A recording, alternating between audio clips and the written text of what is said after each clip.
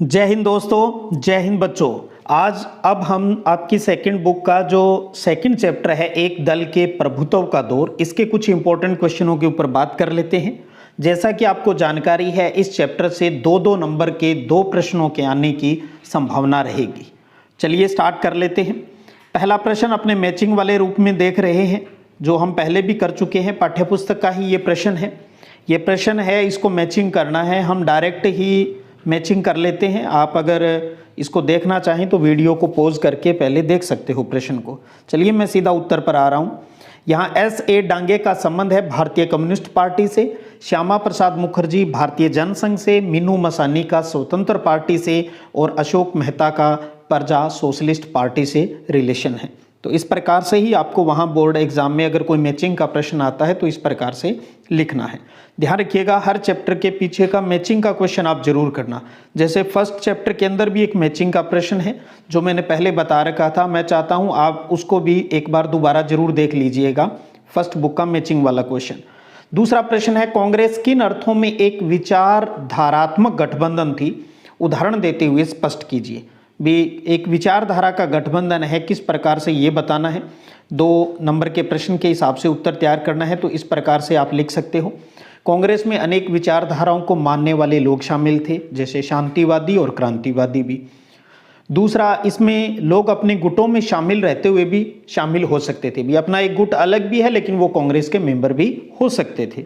तीसरा, Congress socialist party का गठन भी कांग्रेस के भीतर ही हुआ, अपने आप में एक बड़ी बात है ये। और इनका नेतृत्व किसी एक वर्ग, जाति या पेशे तक सीमित नहीं था। तो इन 4 में से 2 या 3 पॉइंट आप जरूर याद रख लिए। भी कांग्रेस किन अर्थों में एक विचारधारात्मक गठबंधन थी। चारों सेट बैठ जाते हैं तब भी अच्छी बात है, वरना 2 तो जरूर देख लीजिएगा।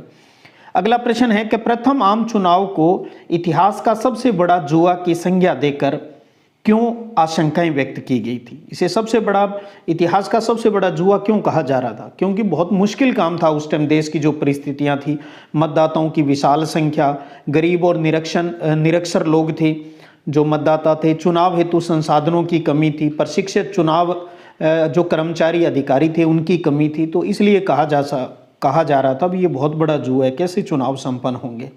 तो इस प्रकार से आप इस प्रकार के प्रश्न का उत्तर लिख सकते हो। अगला प्रश्न है, कुछ राजनीतिक पार्टियों का जिक्र आपके इस चैप्टर के अंदर है, तो उनमें डिफरेंस जरूर आप थोड़ा सा गौर कीजिए। जैसे पहला है भारतीय जनसंघ और भारतीय कम्युनिस्ट पार्टी, जो कम्युनिस्ट पार्टी है उनके बीच 2 अंतर बताइए। तो इनसे आपको दोनों की विचारधाराओं का भी पता चल जाएगा। तो देखिए, एक तरफ आप भारतीय जनसंघ और एक तरफ भारतीय कम्युनिस्ट पार्टी लिख सकते हैं।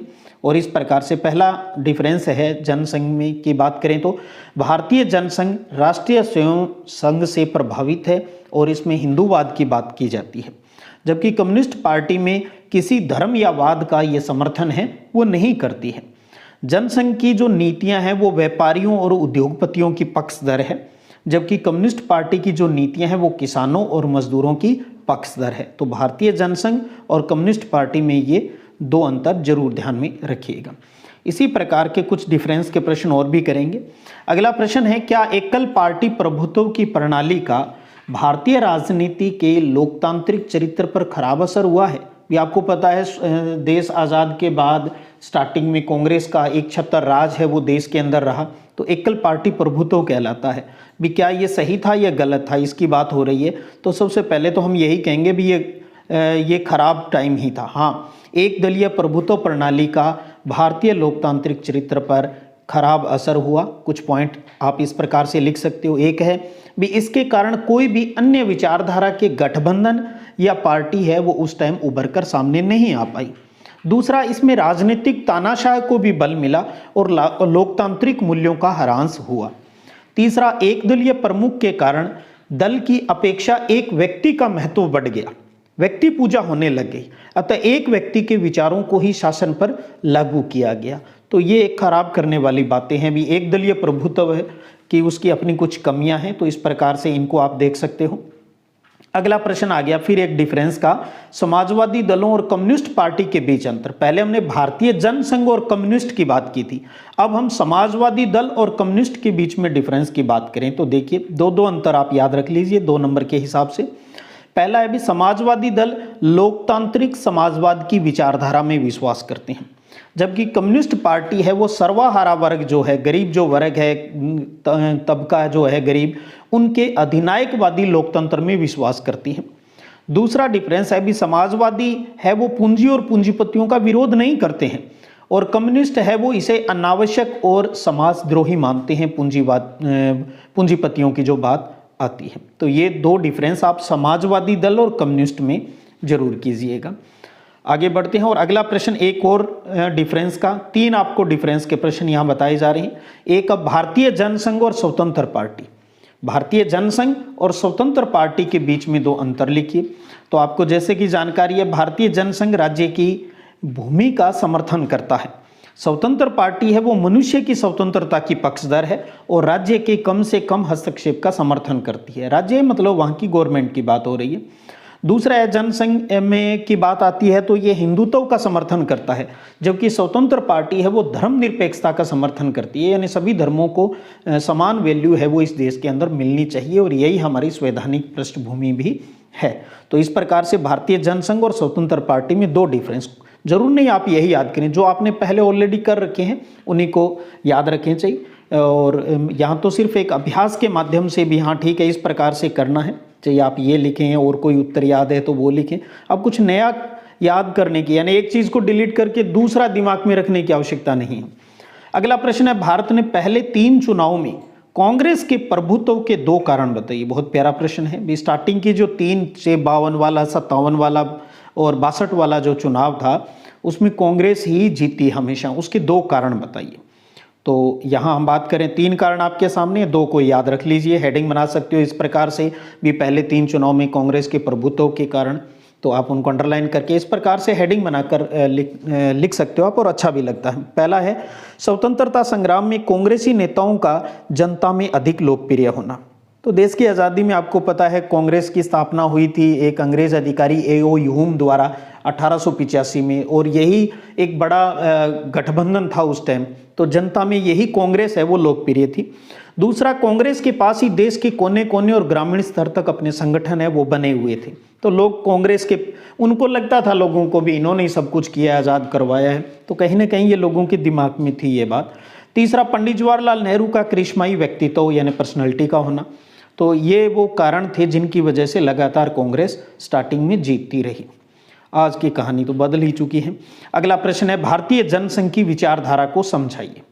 भारतीय जनसंघ की स्थापना आपको पता है 1951 में हुई थी, और इसकी विचारधारा से संबंधित कुछ तथ्य उनकी बात कर लें। और आज आपको पता है भारतीय जनसंघ के बाद इसी का एक परिवर्तित रूप भारतीय जनता पार्टी है वो अस्तित्व में आई है। अब आपको पता होना चाहिए भारतीय जनता पार्टी का जो गठन है वो कब हुआ, जरूर आप दिमाग में होगी ये बात। तो अब भारतीय जनसंघ की विचारधारा की बात करें तो इस प्रकार से कुछ तथ्य आप लिख सकते हो। जैसे एक है कि भारतीय जनसंघ ने एक देश, एक संस्कृति और एक राष्ट्र के विचार पर बल दिया है।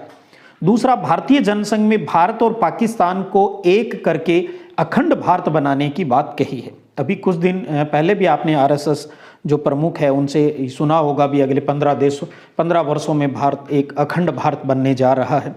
तीसरा है कि जनसंघ अंग्रेजी को हटाकर हिंदी को राजभाषा बनाने का पक्षधर रहा था।